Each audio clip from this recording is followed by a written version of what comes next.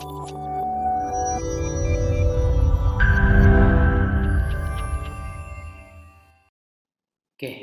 bismillahirrahmanirrahim. Assalamualaikum warahmatullahi wabarakatuh. Ya, bertemu lagi dengan saya di pertemuan yang kedua di pengantar bisnis, di mata kuliah pengantar bisnis. Di sini saya akan mempresentasikan atau memberikan pemahaman terkait tentang perusahaan dan lingkungan perusahaan.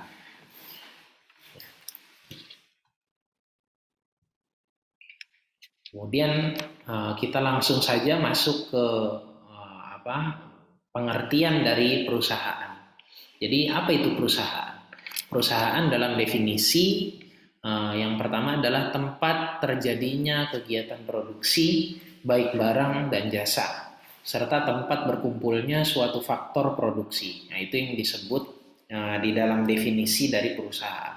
Kemudian perusahaan merupakan organisasi yang didirikan oleh seseorang atau sekelompok orang atau badan lain yang kegiatannya melakukan produksi dan distribusi guna memenuhi kebutuhan ekonomis manusia. Dan ini didukung oleh Undang-Undang Nomor 3 Tahun 1982. Oke, kita lanjut. Kemudian 14 macam bentuk perusahaan. Apa itu? Pastinya dalam segi perusahaan itu banyak bentuknya. Yang pertama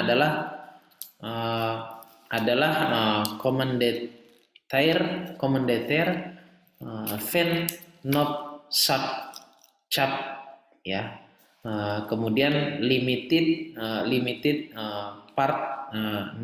partnership.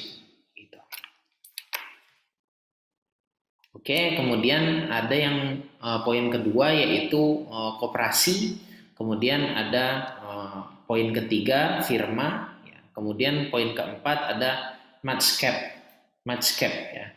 Kemudian ada poin kelima yaitu persekutuan commandeter, ya, limited partnership, gitu ya.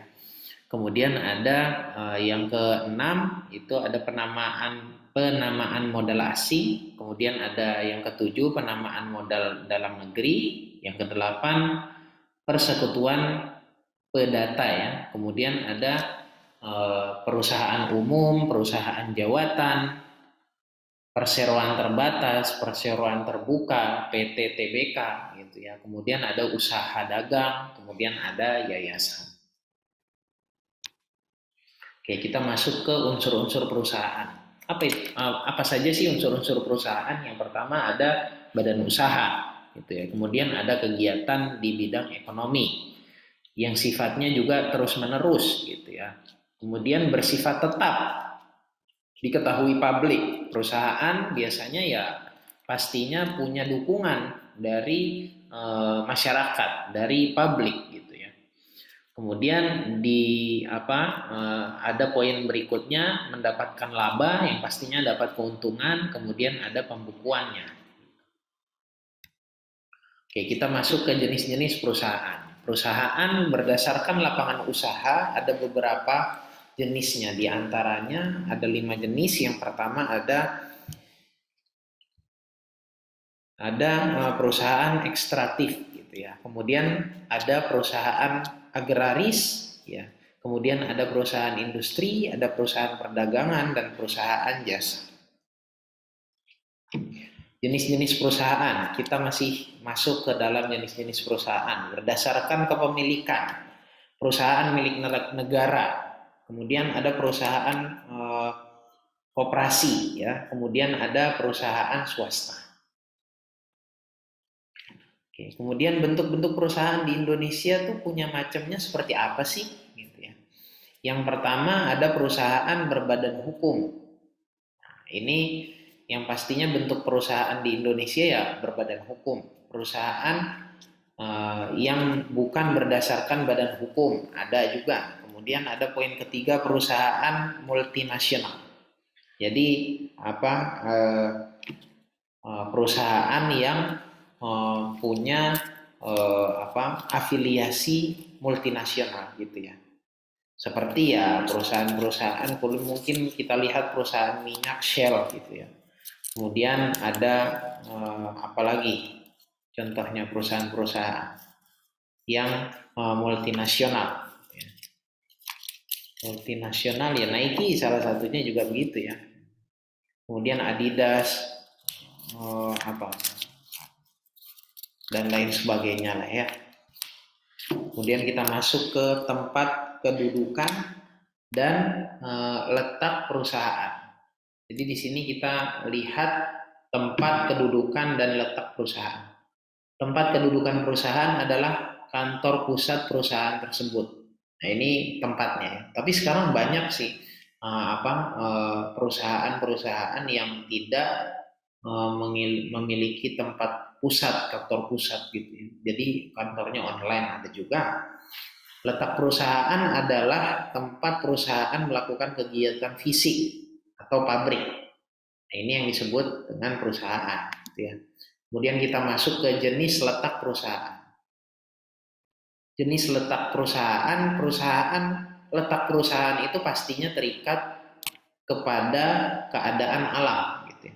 Terikat pada sejarah, terikat oleh pemerintah, kemudian dipengaruhi oleh faktor-faktor ekonomi.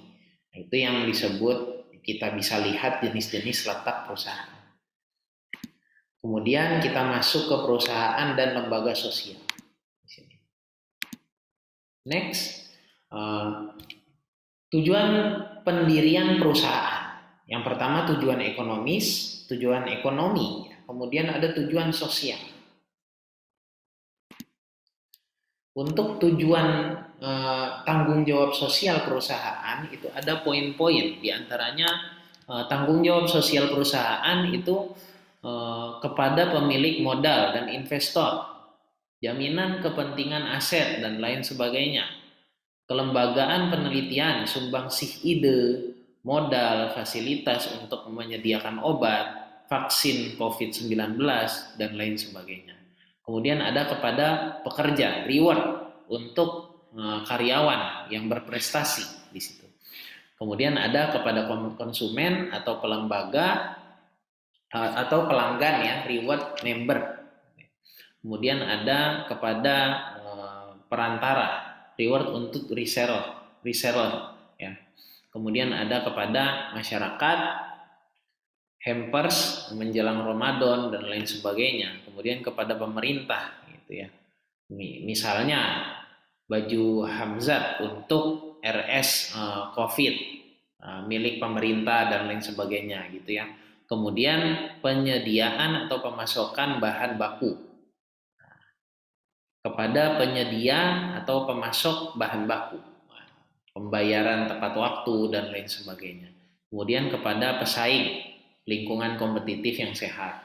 Nah, ini tanggung jawab sosial perusahaan. Kemudian kita masuk ke fungsi perusahaan. Fungsi perusahaan ini ada dua. Yang pertama ada fungsi operasi, kemudian ada fungsi manajemen, POAK gitu ya. Ini POAK ini planning, organizing, actuating, and controlling. Ya. Jadi suatu konsep yang ada di manajemen gitu ya. Kemudian ada ciri-ciri perusahaan. Yang pertama ada operatif, koordinatif, reguler, dinamis, formal, lokasi gitu ya. Kemudian ada pelayanan bersyarat. Nah, ini ciri-ciri dari perusahaan. Kemudian kita masuk ke lembaga sosial. Apa itu lembaga sosial? Lembaga sosial adalah organisasi dalam bentuk kesadaran yang dibentuk dan bertujuan untuk dapat melayani masyarakat luas sesuai bidangnya. Nah, ini yang disebut lembaga sosial. Jadi ada lembaga sosial yang bidangnya di dalam penanganan bencana. Itu contohnya ACT lah gitu ya. Aksi cepat tanggap. Ada yang lembaga sosial yang kaitannya dengan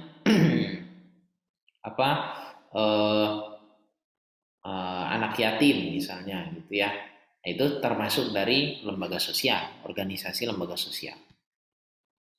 Kemudian kita masuk ke lingkungan perusahaan. Lingkungan perusahaan Business environment adalah kekuatan-kekuatan yang mempengaruhi baik secara langsung maupun tidak langsung terhadap kinerja perusahaan. Ya.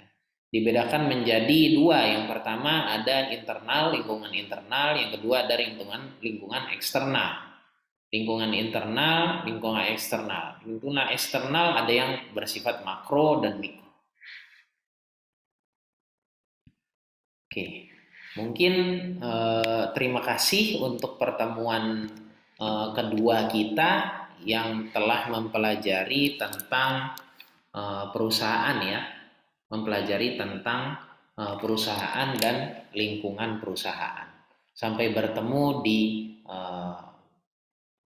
pertemuan ketiga, pertemuan berikutnya di pertemuan ketiga ya.